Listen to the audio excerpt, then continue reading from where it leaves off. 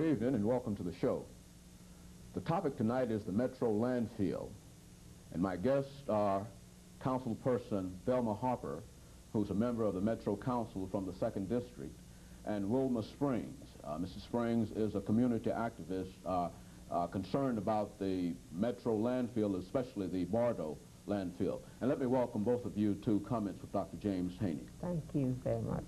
Ms. Harper, what we would like to try to do today is to give as much information as we possibly can to our viewing audience about the so-called Metro landfill issue. I think most of us know that it's an issue that has been in the press over the last several months, and it's also an issue that's very, very important now. And recognizing that importance, what we'd like to try to do is to, as much as the time will allow, to give our viewers some idea of the history, the economic, the environmental, and perhaps the politics of this. And you might be able to start us off by saying something about that issue. I'll start you off by your opening statement was that it has been in the press quite a lot lately. It's been in our community since February of 1973. So it's an old question with you. So it's an old question, and I think because of the efforts of Mrs. Springs and some others in the neighborhood, it's been brought to the forefront in the last year or so. It's a nuisance to any community, and one of the concerns that we've had is the closure of it. We understand very clearly why no other community would want a hazard such as we have, but it must go somewhere other than Bordeaux. And so the issue is really the Metro landfill. Now, what are we saying? The Metro, when we say the Metro landfill, is where the 97% of your garbage ends up. It's like a cemetery. That's where the final consummation of all the garbage that you throw out on a daily basis.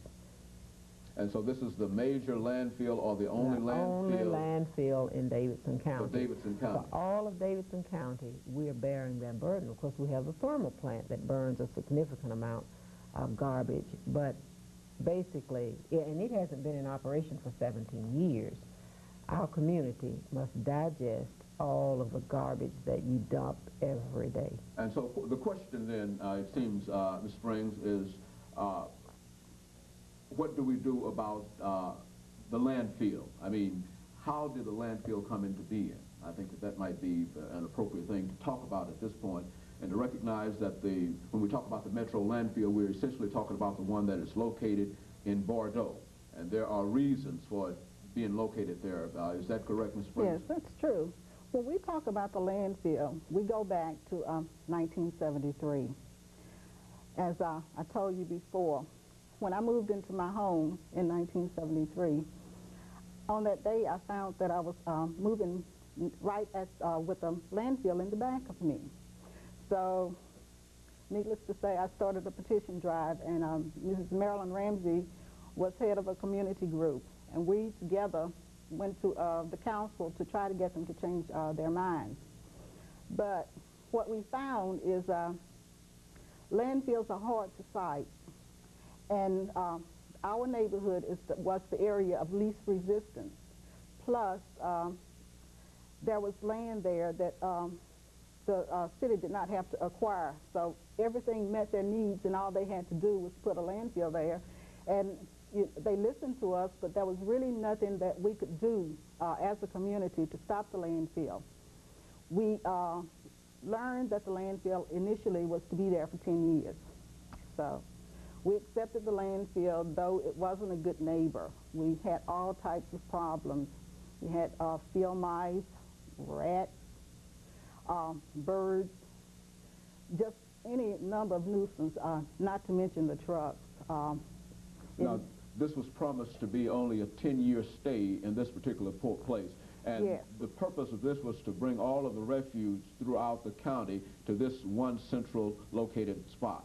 That's now, correct. You mentioned earlier about the closure of the landfill. Now, explain about the closure. How we have monitored rather enthusiastically the closure plan that hasn't been filed yet with the State Solid Waste Board. Of course, they will approve it, and when we say the filing, Public Works is responsible for filing a closure plan. And we get differing theories on when the date for the filing of the closure is. We've heard September 2nd, then we've heard October 2nd, and I think that's means to throw us off. in conversation with Mr. Tischler just recently. He promises that he will make us aware when this filing is done. And what we'd like to do is monitor what the proposal is. How is it going to be closed? Can we feel safe after the closure? You know, there's an element now that is happening, and I think the community is unaware. That is that County Hospital Road has been extended over to Brawley Parkway, to the new Cockle Bend Bridge. What that says to me is they are providing a different way of getting to the landfill, whereas County Hospital Road dead end before. Now that there's a smoke screen, you know, we're fighting and saying that yes, it's going to be closed, when in reality they're making it more convenient for trucks to come off Brawley Parkway through Cockle Bend and come in the back way. But that still does not alter the fact that the landfill is there. And I've said all along, I think there's a hidden agenda that is to extend the Bordeaux landfill, and I think you'll see very soon that there will be an application made for extension. On what basis, when we talk about the closure, for the information of our audience, on what basis are we talking about, is there some kind of official document that says X date that this will be closed as the major or the central locating point for the garbage and refuge of Davidson County? The State Solid Waste Management Board is the governing body for the landfill. They issue the permits, they grant the permits, and they make exceptions. And in order for certain things to be dumped at a landfill, you know, dead animals and liquid waste, it has to be approved by the Solid Waste Management Board. So when we talk about the closure plan, it must be submitted to the State of Tennessee Solid Waste Management Board, which is under the auspices of the State Health Department, and they must approve it. But now, what makes us believe that there is a movement toward closure? Because it seems to me that has the state legislature mandated that at a certain point the Bordeaux landfill or the Metro landfill ought to be closed? Is there a mandate from the state or from the government or from anybody? That was a promise that was made through the metropolitan government. That is, when the extension was granted, it was granted for an additional 5 years. That was in 1983 when the extension was granted. For an additional 5 years. I think you can see that the 5 years have expired now. But it would not take an issue of the state legislature.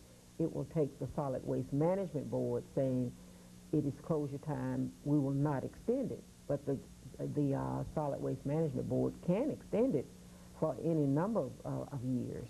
And so what we're concerned about now is that it closes at a specific... That's right, but application must be made by metropolitan government, because metropolitan government is the overseer, the local overseer of the landfill. And that's what we're concerned about, is are they really serious about closing the landfill, or are we going to see another application for an expansion? Well, I think one of the questions that would certainly be raised in reference to that, Ms. Springs, would be what would happen if you can no longer use the Bordeaux landfill as the chief dumping area for the county. In other words, what are the alternatives, you see? And if there are no alternatives, then it seems to me it would be difficult to talk about closing it. Would it not? You want to speak to alternatives? We've got an awful lot of positions on alternatives. Yeah, well, that's what we're concerned with. Well, I think part of what he's talking about is the site selection process. You want to go into that, and then we'll... Okay. The site selection process has been stalemated for the present time, but we started off with 29 sites. Let me back up a little. Well, I tell you, before we start on the site selection process, let us take this commercial break, and we'll be back with you following this break.